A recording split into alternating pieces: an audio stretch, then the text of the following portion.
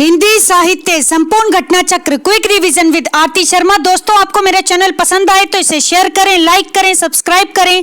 साथ ही साथ मेरे वीडियोस के अगले नोटिफिकेशंस को पाने के लिए बेल आइकन को प्रेस करें।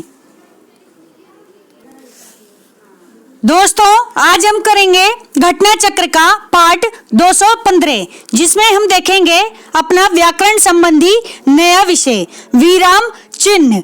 ठीक है, ये बहुत ही इंपॉर्टेंट टॉपिक है, लेकिन क्या करते हैं कि हम ध्यान ही नहीं देते। ठीक है, भाषा शैली को रोचक बनाने के लिए और प्रभावशाली बनाने के लिए हम विराम चिन्हों का इस्तेमाल करते हैं। तो आज हम पढ़ेंगे विराम चिन्ह के बारे में।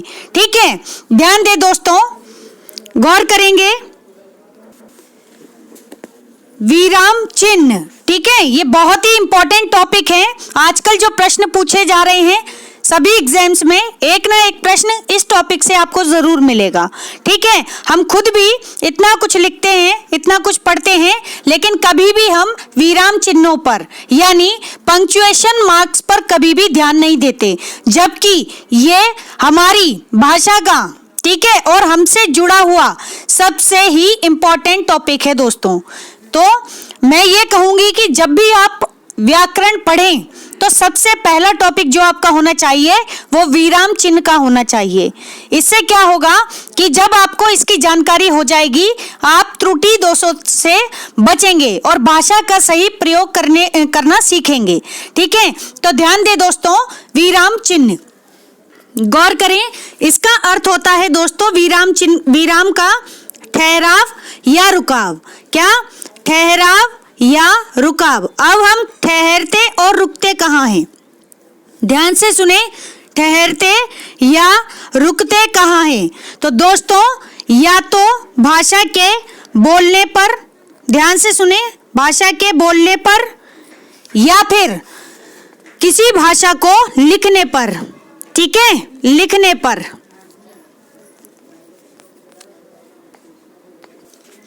तो गौर से समझें इस बात को कि जब हम किसी कथन को या बात को स्पष्ट करते हैं, ठीक है, या तो फिर बोलकर या फिर लिखकर, तो दोस्तों हम किसका इस्तेमाल करते हैं?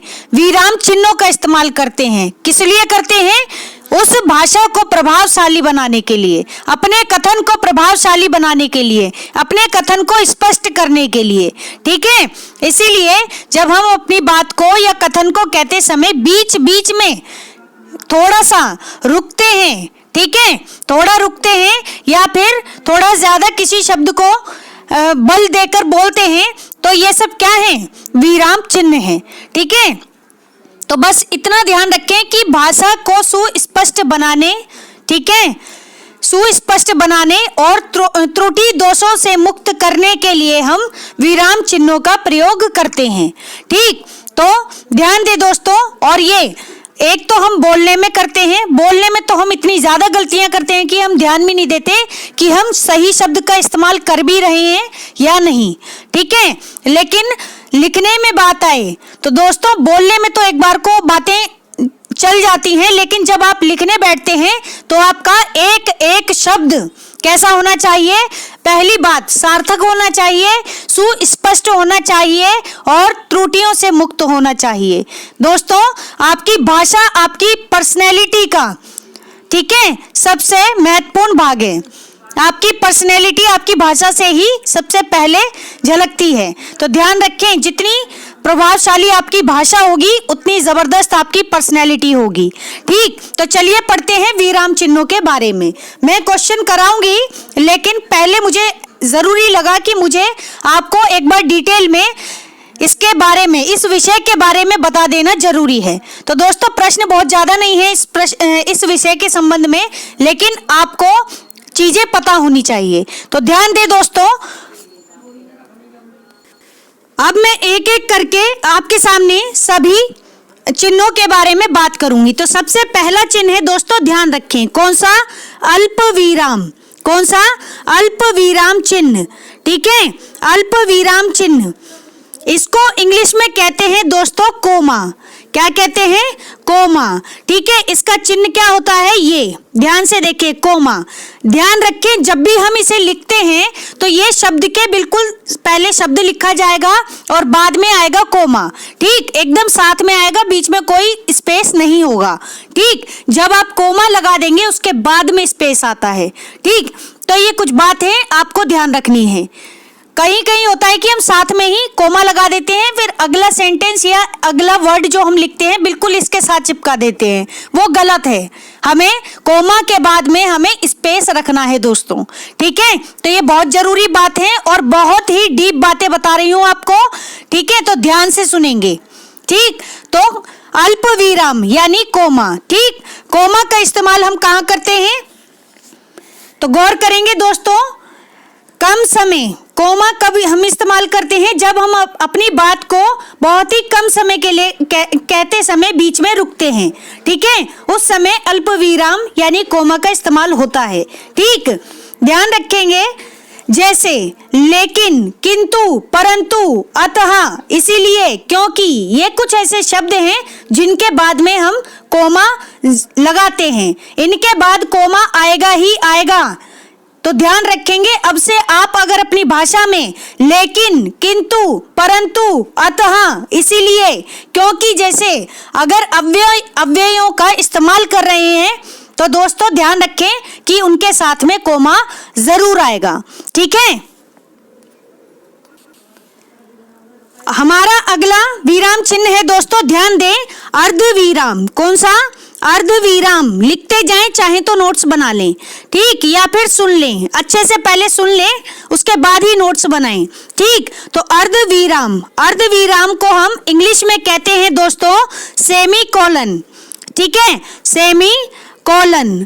ठीक, ये, और इसका सिंबल क्या होता है दोस्तों? तो इसका सिंबल होता है ऊपर एक छोटा सा बिंदु होता है, उसके बाद नीचे कोमा। ठीक है, आप चाहें तो आज अपना कंप्यूटर का या लैपटॉप का कीबोर्ड उठाकर देखें, अगर नहीं है तो आप अपने फोन का कीपैड भी देख सकते हैं। ठीक है, तो ध्यान दे दोस्तों, इसे हम कहते हैं सेमी कोलन। ठीक है, इसका प्रयोग हम कहाँ करते हैं? जब वाक्यों को जोड़ना होता है, जब हमें दो वाक्यों को जोड़ना होता है तब हम क्या करते हैं? सेमी कोलन यानी अर्धविराम का प्रयोग करते हैं।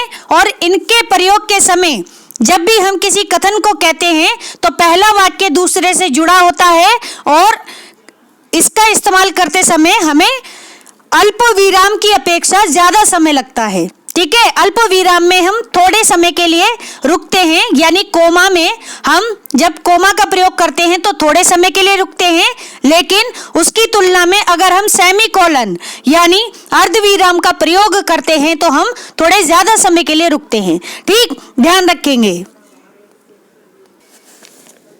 इसके बाद है दोस्तों हमारा तीसरा चिन्ह। तीसरा चिन्ह कौन सा है? ध्यान देंगे, उपविराम। कौन सा?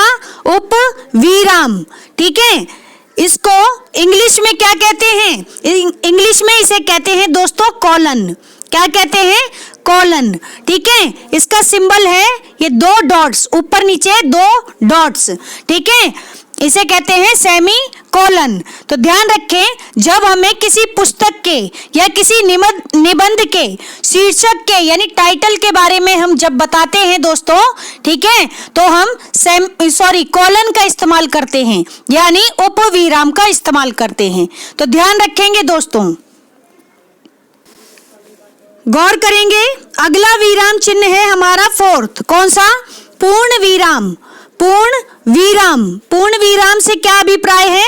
तो ध्यान देंगे, पूर्ण विराम को हम कह सकते हैं कि इंग्लिश का फुल स्टॉप। इंग्लिश का फुल स्टॉप। ठीक है, अब देखो, फुल स्टॉप के लिए हम इंग्लिश में सिर्फ डॉट का इस्तेमाल करते हैं। ठीक है, जबकि हिंदी में हम खड़ी पाई जैसे एक पूरे मतलब क्या एक स्तंभ की तरह, जैसे आप बड़े आ की मात्रा होती है, हम ऐसी खड़ी पाई का इस्तेमाल करते हैं। किसमें?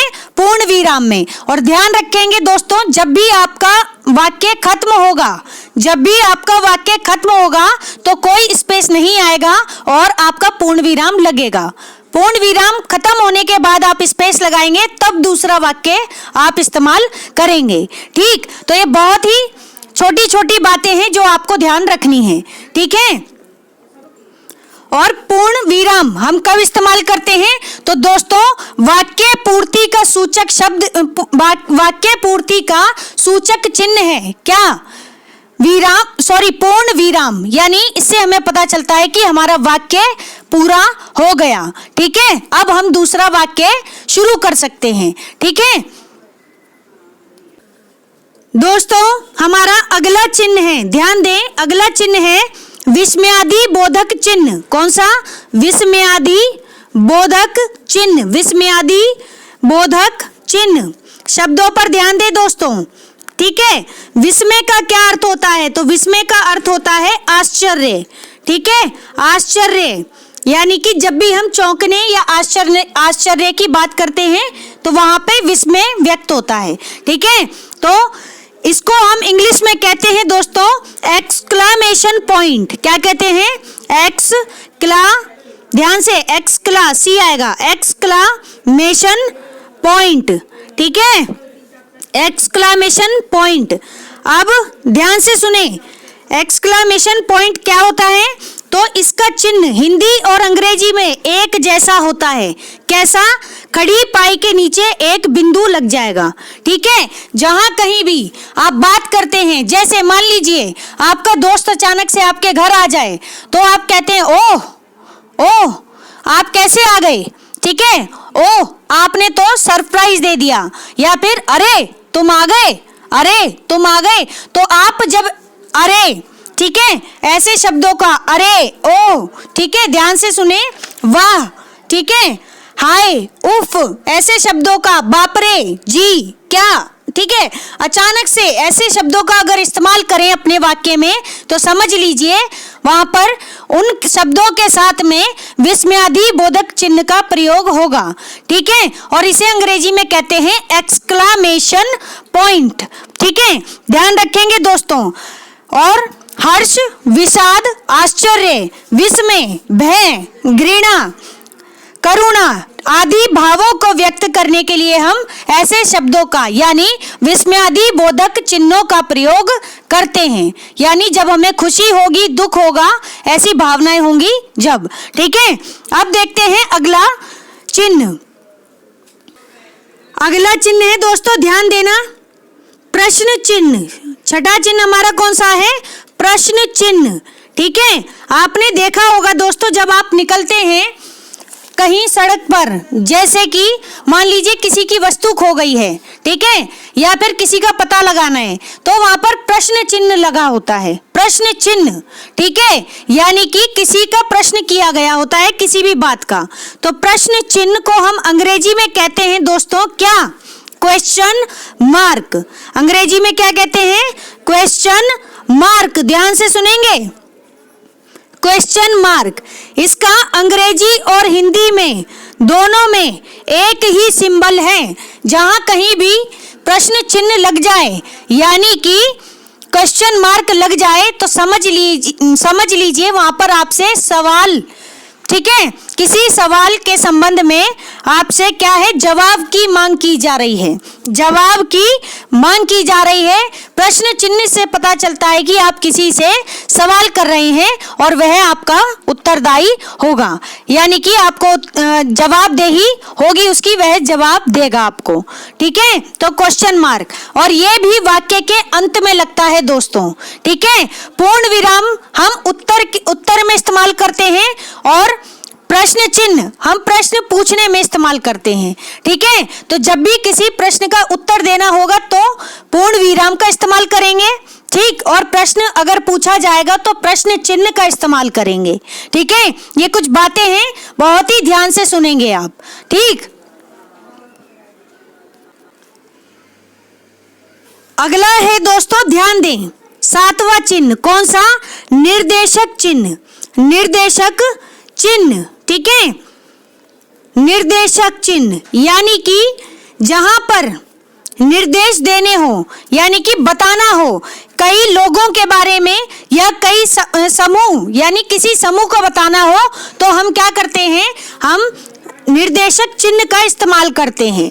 ठीक है, ध्यान देंगे, निर्देशक चिन्ह का इस्तेमाल। जैसे हम कहें, जैसे हम बोले महापुरुषों, महापुरुषों में महापुरुष, जैसे मैंने कहा महापुरुष, ठीक है, महापुरुषों, ठीक है, फिर मैंने लगा दिया ये कौन सा चिन्ह आएगा यहाँ पे, सॉरी ये वाला, ठीक है, ये एक चिन्ह, इसका चिन्ह होता है दोस्तों, पहले चिन्ह देख लें, निर्देशक चिन्ह होता है ये वाला। ठीक, हम क्या करते हैं, पहले यानी इस चिन्ह के पहले उस समूह में आए हुए लोगों, ठीक है, कोई भी हो सकता है, स्थान हो सकते हैं, व्यक्ति हो सकते हैं, ठीक है, कोई वस्तु हो सकती है बहुत सारी, ठीक है, उससे पहले क्या होता है कि उनके समूह के पूरे समूह को सूचित करने वाले शब्द को लिखते हैं, फिर ये चिन्ह लगाते हैं और बाद में बताते हैं कि उसके अंतर्गत कौन कौन लोग हैं। ठीक है, तो निर्देशक चिन्ह बोलेंगे इसे। ठीक, इसके बाद हमारा अगला चिन्ह है दोस्तों, ध्यान देंगे, बहुत ही इंपॉर्टेंट, योजक चिन्ह। कौन सा? योजक चिन्ह। ठीक है, योजक चिन्ह को ही हम विभाजक चिन्ह के नाम से भी जानते हैं। किस नाम से? विभाजक चिन्ह के नाम से भी जानते हैं। और ध्यान रखें, इन दोनों में निरर्थक शब्दों का इस्तेमाल नहीं होता, निरर्थक शब्दों का इस्तेमाल नहीं होता। और इसका चिन्ह क्या है? और ध्यान से सुने, इसका चिन्ह है दोस्तों ये माइनस जैसा छोटा सा निशान। ठीक है, इसको हम अंग्रेजी में कहते हैं हाइफन। क्या कहते हैं? हाइफन। ठीक है, हाइफन कहते हैं इसको हम। और इसका इस्तेमाल दो विपरीत शब्दों के बीच संबंध को बताने के लिए होता है। ठीक है, दो विपरीत शब्दों के बीच शब्द कैसे होंगे? विपरीत होंगे लेकिन सार्थक होंगे। ठीक है, विपरीत शब्द होंगे लेकिन सार्थक होंगे। निरर्थक शब्दों का इस्तेमाल योजक चिन्ह में नहीं होता है। ठीक है, ध्यान रखेंगे। तो दो विपरीत शब्दों के बीच संबंध बताने के लिए हम योजक चिन्ह यानी विभाजक चिन्हों का प्रयोग करते हैं, जैसे माता पिता। ठीक है, और जरूरी नहीं है कि योजक चिन्ह सिर्फ ये दो विपरीत के लिए ही आए, एक जैसे शब्दों के लिए भी आ सकता है, जैसे धीरे धीरे, अलग अलग, ऐसे शब्द भी आ सकते हैं। ठीक, तो ये ध्यान रखेंगे, बहुत ही इंपॉर्टेंट बातें हैं। अगला चिन्ह है दोस्तों, ध्यान देंगे, नौवां चिन्ह हमारा कौन सा? कोष्ठक चिन्ह। कौन सा? कोष्ठक चिन्ह। ठीक है, कोष्ठक चिन्ह का इस्तेमाल हम क्यों करते हैं? पहली बात तो देखें, कोष्ठक चिन्ह होते कितने प्रकार के हैं? तो दोस्तों 3 तरह के कोष्ठक चिन्ह होते हैं हमारे। कौन कौन से? ध्यान से सुनेंगे। ठीक है, 1, 2 और 3। ठीक है, गौर करें, पहला होता है छोटा कोष्ठक। कौन सा? छोटा कोष्ठक। ठीक है, कोष्ठक नहीं लिख रही हूं, सिर्फ ऐसे समझे, छोटा कोष्ठक। ठीक, इसका चिन्ह होता है दोस्तों क्या? ये जो छोटे से ब्रैकेट होते हैं ये। ठीक है, छोटे वाले ब्रैकेट ये। ठीक, इसको हम क्या कहते हैं? पैरेंथेसिस कहते हैं। अंग्रेजी में पैरेंथेसिस कहते हैं, पैरेंथेसिस। ठीक है, पैरेंथेसिस। ठीक, इसके बाद आता है दोस्तों, ध्यान दें, पैरेंथेसिस, ES आएगा ये। ठीक, इसके बाद होता है मंजिला कोष्ठक। कौन सा कोष्ठक? मंजिला कोष्ठक। अब ये कैसा होता है? इसको पहली बात तो ये जाने कि अंग्रेजी में क्या कहते हैं? ब्रेसेस। क्या कहते हैं?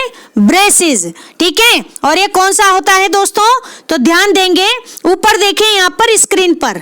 ठीक है, यहाँ जगह नहीं है, मैं ऊपर बना रही हूँ। तो ये वाला जो चिन्ह होता है कुछ इस तरीके का, आप अपना कीबोर्ड वगैरह देखें, उसमें दिख जाएगा। इसको हम कहते हैं ब्रेसेस यानी मंजिला कोष्ठक। ठीक है, अब तीसरा कौन सा होगा? तो तीसरा होगा हमारा बड़ा कोष्ठक। कौन सा? बड़ा कोष्ठक, यानी कि इसको हम कहते हैं दोस्तों ब्रैकेट। क्या कहते हैं? ब्रैकेट। ठीक है, ध्यान देंगे, ब्रैकेट। और ये कैसा होता है? तो ये बड़े वाला देखो ऐसा होता है, ये स्क्वायर जैसा। ठीक है, स्क्वायर जैसा ऐसा चिन्ह होता है इसमें।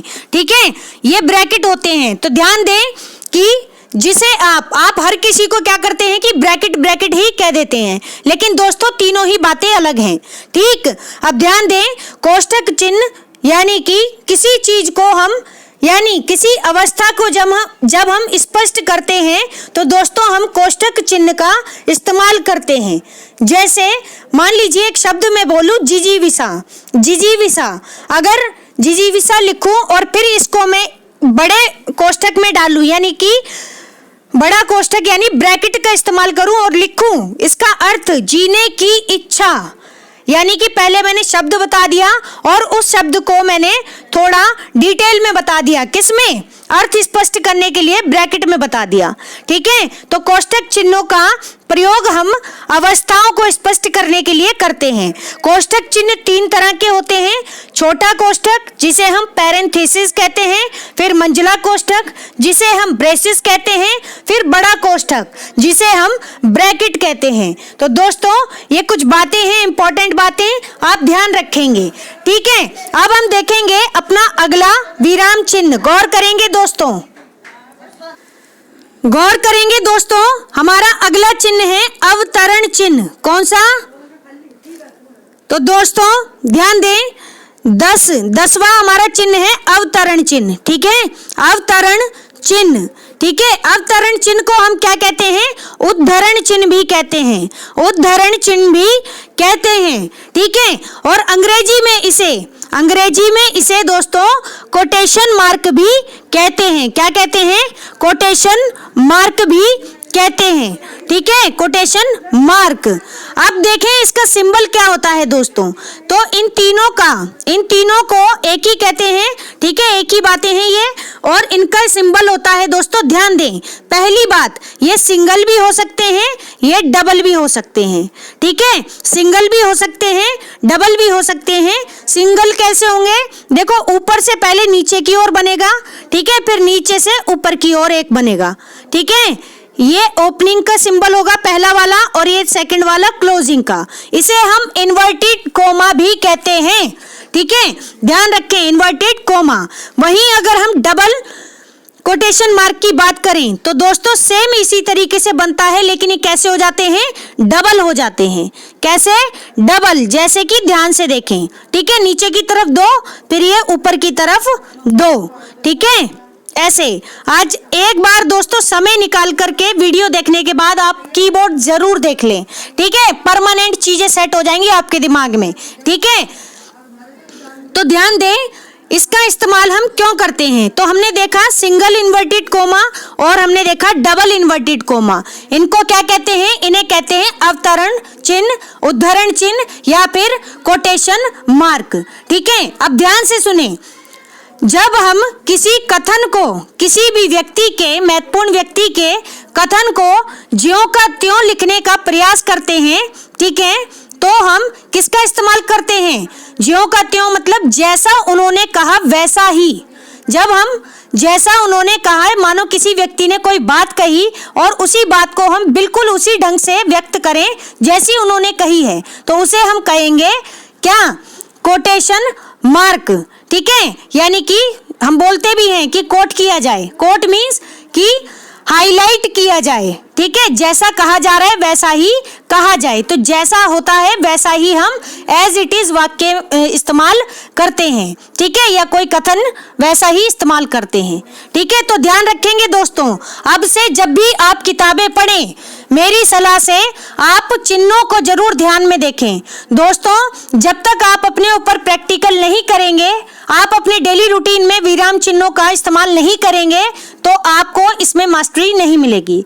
ठीक है, और ये आप ही के इम्प्रूवमेंट की बात हो रही है, मुझे कुछ नहीं मिलेगा, मैं तो बस पढ़ा दूंगी आपको।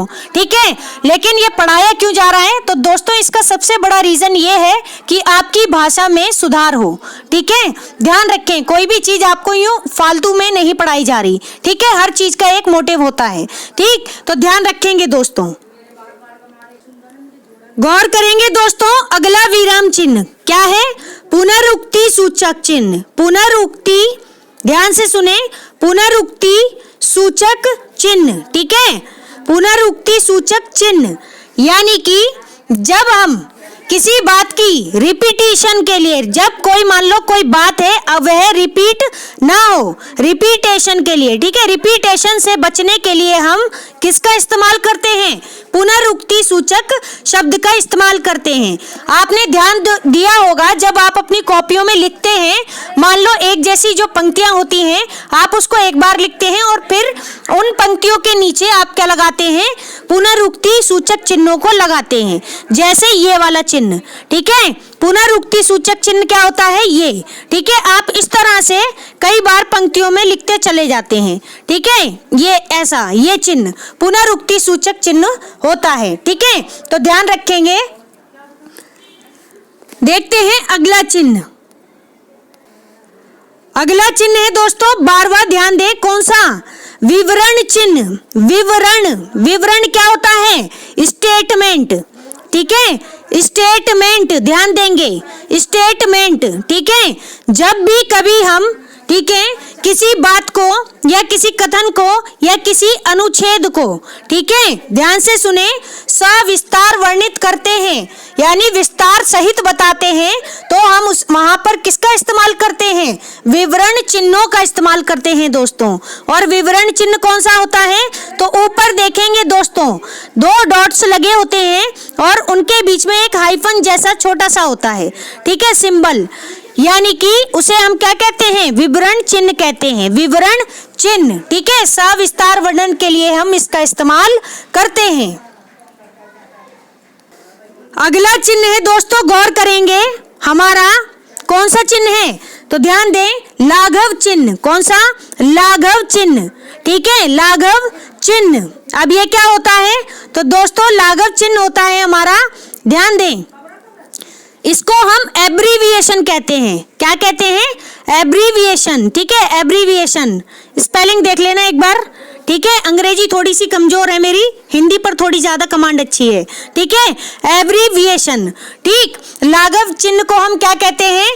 एब्रीविएशन भी कहते हैं, ध्यान रखें। और इसका चिन्ह क्या होता है? आद्य गोला, यानी कि एक छोटा सा, ये छोटा सा गोला सा बिंदु। ध्यान दे दोस्तों, आद्य गोला भी कह सकते हैं हम इसे, और इसे हम अंडाकार चिन्ह भी कह सकते हैं, ठीक है, अंडाकार चिन्ह भी कह सकते हैं। जैसे मान लीजिए आप लिखते हैं यूके, आप लिखते हैं यूके, तो यूके के साथ में जो आप ये छोटे से गोलाकार डॉट्स लगाते हैं ना, ठीक है, तो ये क्या होता है? ये हमारा लाघव चिन्ह है। क्या है? लाघव चिन्ह है, ठीक है। हिंदी में आप लिखेंगे तो ऐसे, यू, ये छोटा सा गोला, फिर एस, ठीक है, यू के या यूएसए, ठीक है, यूएस, फिर ये ए, ठीक है। तो ये बना दिया आपने एब्रीविएशन। तो एब्रीविएशंस को बनाने के लिए हम, यानी कि जो मान लीजिए कोई शब्द है तो उन शब्दों का जो पहला शब्द होता है, ठीक है, पूरे शब्द की जगह हम शब्द का पहला वर्ण उठा करके हम उसे शॉर्ट कर देते हैं, एब्रीविएट कर देते हैं, उसे हम कहते हैं हमने क्या किया? लाघव चिन्हों का प्रयोग किया, ठीक है, यानी कि एब्रीविएशन बना दी, ठीक है। तो ध्यान रखेंगे दोस्तों। अगला चिन्ह है दोस्तों, ध्यान देंगे, कौन सा है? अगला चिन्ह है हमारा लोप चिन्ह। कौन सा चिन्ह? लोप चिन्ह, ठीक है, लोप चिन्ह, ठीक है, लोप चिन्ह। अब ध्यान से देखें, लोप चिन्ह को हम क्या कहते हैं? इंग्लिश में कहते हैं दोस्तों एलिप्सिस। क्या कहते हैं? एलिप्सिस, ठीक है, ध्यान दें, एलिप्सिस। इसका सिंबल क्या होता है ये देखें, तो छोटे छोटे बिंदु। आप कभी भी किसी को मैसेज करते हैं तो अपनी बात के बाद में कुछ बिंदु का प्रयोग करते होंगे, है ना, हालांकि वो प्रयोग गलत है, ठीक है, हम ऐसे नहीं करते। अब ध्यान से सुने कि इन बिंदुओं का इस्तेमाल कहाँ करते हैं, ठीक है। तो ध्यान दें, क्योंकि स्पेस का ऑप्शन नहीं है वहां पर, तो इसलिए हम ध्यान देते हैं कि हम डॉट्स का इस्तेमाल कर लेते हैं मैसेज में, लेकिन वो गलत है दोस्तों, ठीक है। सही क्या है देखें, लोप चिन्ह में या तो आप ये डॉट्स का इस्तेमाल करेंगे या फिर आप ऐसे ये प्लस का सिंबल, ठीक है, योग चिन्ह का प्रयोग करेंगे, ये वाला, ठीक है। ये दो प्रयोग सही हैं, ये दो प्रयोग सही हैं दोस्तों, ठीक है। जब आप किसी अनुच्छेद में, ठीक है, या फिर अपनी बात को कहते कहते, ठीक है, जब ध्यान से सुने, जब आप अनुच्छेद में या आप अपनी बात को कहकर बीच में उस बात को खत्म करके आप सीधा अगले टॉपिक पर चले जाएं या अगली किसी बात पर चले जाएं, ठीक है, उस शब्द या अंश को छोड़कर अगले शब्द पर बढ़ जाएं, तब आप क्या करते हैं, लोप चिन्ह का इस्तेमाल करते हैं। लोप चिन्ह यानी एलिप्सिस का इस्तेमाल करते हैं। तो यानी कि कहने का मतलब है कि कोई बात है वो शुरू हुई, ठीक है, और इन डॉट से हमने बताया कि आगे भी कथन है। ये कथन अभी खत्म नहीं है, इसके आगे भी बात है। हम पूरा कथन नहीं लिख सकते थे, हमने क्या कर दिया, हमने डॉट्स डाल करके या प्लस का निशान ये इस तरीके से लगा करके हमने बता दिया कि बात आगे भी है, ठीक है। ध्यान दें, अगर आपने गौर किया होगा, जब आप व्हाट्सएप मैसेज वगैरह करते हैं या कोई मैसेज करते हैं, लंबा मैसेज, बड़ा मैसेज, तो एक रीड लिखा हुआ आता है, रीड ऑप्शन आता है, रीड मैसेज, क्योंकि वो मैसेज बहुत बड़ा है। और ध्यान देना, उस मैसेज के रीड से पहले क्या होता है कि डॉट्स लगे होते हैं, ठीक है। वो क्या सूचित कर रहा है, वो आपको बता रहा है कि इसके आगे भी क्या है, वाक्य है, सेंटेंस है, ठीक है। तो ध्यान रखें, तो लोप चिन्ह का इस्तेमाल हम क्या करते हैं, शब्दों व अंशों को छोड़कर जब हम आगे बढ़ जाते हैं, ठीक है, यानी कि उसी इन बिंदुओं में वो बात छिप जाती है एक तरह से, ठीक है, तो उसे हम लोप चिन्ह यानी एलिप्सिस कहते हैं, ठीक है, ध्यान रखेंगे। इसके बाद दोस्तों एक चिन्ह और होता है, अभी और भी चिन्ह है दोस्तों, वीडियो ज्यादा बड़ी होने जा रही है, तो मैं अगले वीडियो में जो छूट गए हैं चिन्ह उन्हें कंप्लीट करते हुए मैं अपने प्रश्नों को शुरू करूंगी, ठीक है। तो ध्यान दें, हमारा अगला चिन्ह है पाद चिन्ह। कौन सा, पाद चिन्ह, ठीक है। अब ये क्या होता है, तो ध्यान से सुने, पाद चिन्ह, ठीक है, ये क्या होता है, इसको हम एक तरह से कहते हैं अंडर स्कोर। क्या कहते हैं, अंडर स्कोर, ठीक है, जहां तक यही कहते हैं, ठीक। इसमें थोड़ा सा डाउट है मुझे, ठीक। अंडर स्कोर कैसा होता है, ये नीचे की तरफ ये होता है हाइफन जैसा, हाइफन जैसा ही होता है ये, ठीक है। तो ये ध्यान रखेंगे दोस्तों, ठीक। तो ये कुछ चिन्ह थे, मैंने आपको बता दिए, अगले चिन्ह आपको अगले वीडियो में मिलेंगे। तो दोस्तों हमारा आज का ये वीडियो यहीं समाप्त होता है। Thanks for watching. अगर आपको मेरे वीडियोस पसंद आ रहे हैं तो इन्हें लाइक करें, शेयर करें, मेरे चैनल को सब्सक्राइब करें, साथ ही साथ मेरे वीडियोस के अगले नोटिफिकेशंस को पाने के लिए बेल आइकन को प्रेस करें। धन्यवाद दोस्तों।